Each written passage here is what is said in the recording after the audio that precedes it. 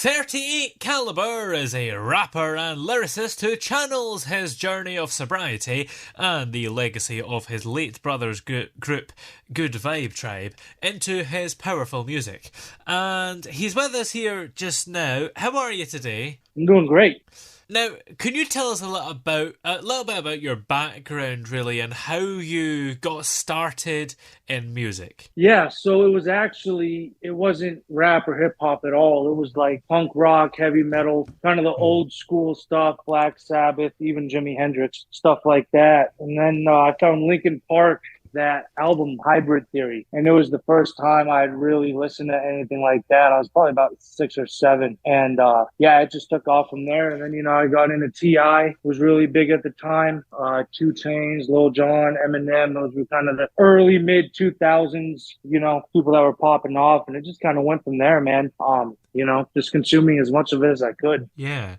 And of course, your music often talks about your journey through addiction and alcoholism. So, can you tell us a bit more about that part of your life and what led you to sobriety and why you've decided to, share that journey in your music? Yeah, so I don't really know when it started or why it started, right? I think it was just having fun, messing around with, I was a young kid when I first drank, but it was really just hanging out with people, man, hanging out with friends and whatnot, just having fun. And as it progresses, it seems to take over a little bit, and then you start losing people, you start going through some, bad experiences, and it turns into something that you use as medication to forget rather than enhancing the experience, right? I Yeah. mean, and I was on drugs before I even started making music, right? A lot of people they start with the music stuff and then they get into drugs. For me, it was the opposite. I mean, there's a mixtape out there that I don't even remember making. Mm. I just got blasted in my home studio for a month and just let it rip. I mean, it's underground, it's not public or anything like that. But yeah, man, and it just reaches a point, where you're just like, yep, it's time to stop. So, but everything I say is real. So if I'm going through it, it's going to be in my music in one way or another. That's why it's kind of prominent right now, so heavy. Yeah. And as I mentioned, your music talks about your addiction and alcoholism and some very personal topics, let's be honest. So, how do you balance that vulnerability and, I guess, deepness, I suppose you'd call it, in your music while still making it appeal to a wider audience? I mean, do you find that people, I guess, are able to connect with the lyrics despite its dark subject matter? Oh yeah, I mean, I got people, this project 90 days. It was really the first time I've gone this deep into it on such a personal level. And I just got so much feedback from a lot of people saying, "Hey, thank you. I needed that. Like I needed to hear that somebody else is going through this, that, that's happened." And the numbers kind of show it as well. Mm.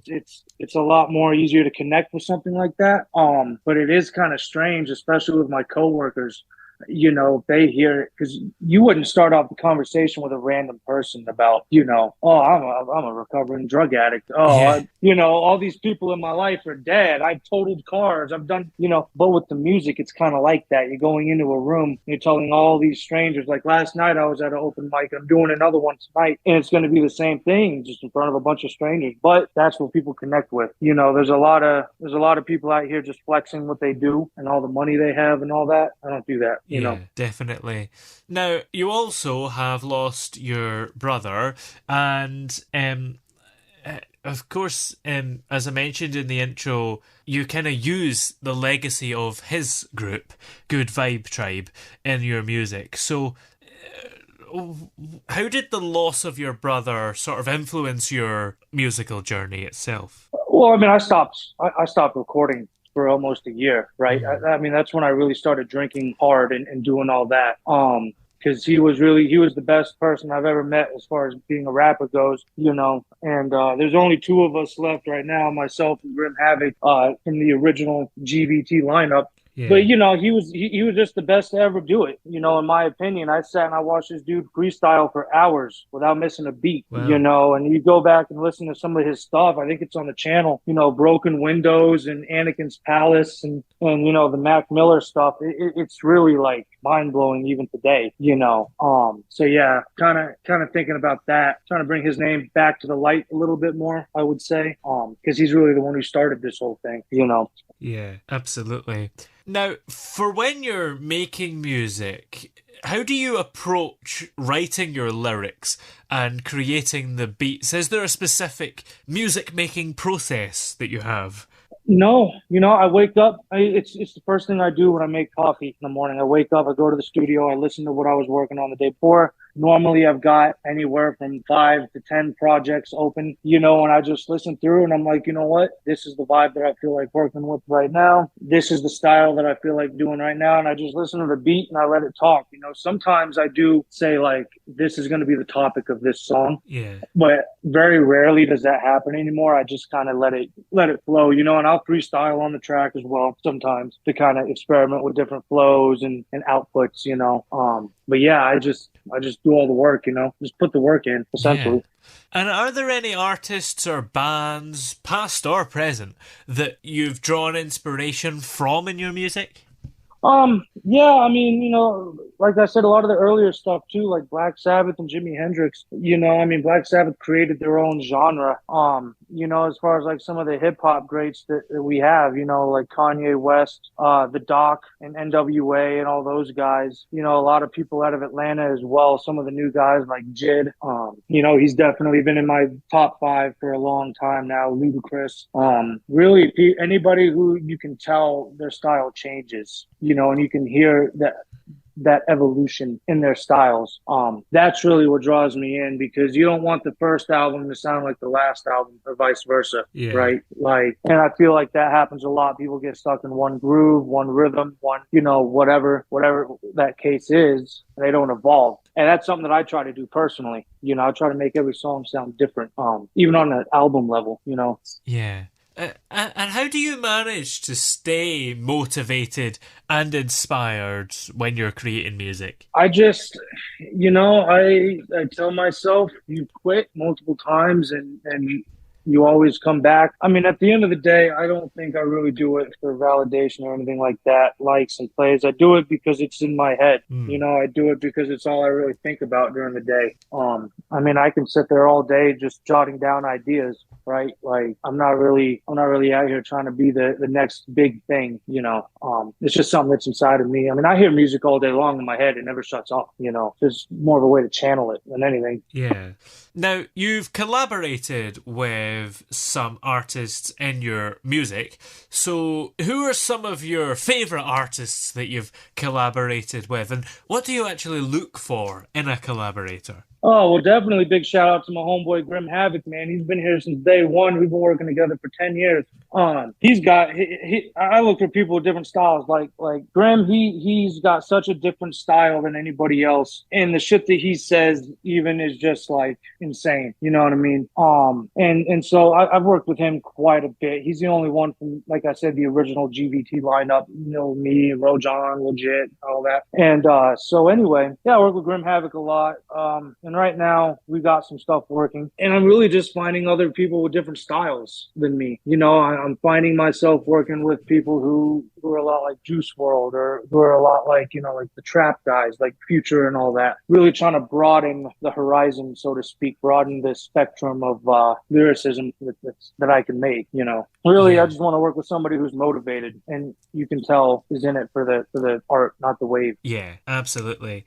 Now, just to go back to the themes of your music and the fact that you deal with very personal subjects, is there an overall message or feeling that you hope listeners take away from your music? I mean, yeah, like 90 days, and 90 days wasn't even supposed to be a project. It was literally, I was looking at it and I'm like, oh, I'm going to be sober in 90 days, which was like 4 days, right? So I'm like, let's drop this. That's obviously about, like sobriety and all that. Chambers was more of, like going through the struggle and coming up, even though you got adversity, grew up poor, grew up, whatever. And I think that's kind of the message that every album kind of brings, and I'm thinking about my next project, but it's not even in the works like that. I just want people to like step away and be like, wow, like this helped me today. You know what I mean? Because I get those messages from people still like, yeah, I listened to that song for 4 hours straight while I was on the way to the hospital. Like it got me through, and yeah, that's kind of the main goal, I guess. Yeah. And what advice would you give to somebody who is maybe in a similar situation? They're struggling with addiction or, any other problems really. A similar situation to what you were in.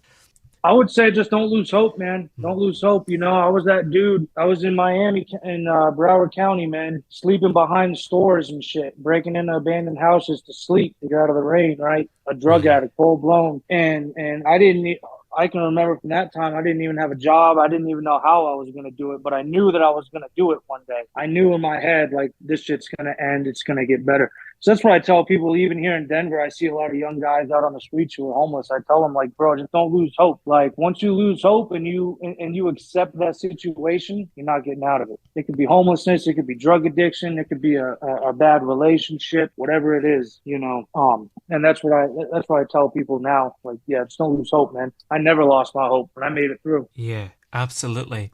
Well, what have you got coming up? Are there any upcoming projects or releases that you're most excited about? Yeah, so I've been in the studio working with different artists, as I've been saying, working with Grim Havoc, this other dude. I don't really want to mention other names right now that aren't confirmed. Yeah. But I'm experimenting with different styles now and different, maybe even subject matter. Like I said, it's an ever evolving process. And I'm really looking forward to seeing what's going to come out over the next few months, as well as getting back out on stage, doing shows and doing all that. Tonight, if anybody here is in Denver, we got Wolf Wednesdays at your mom's house.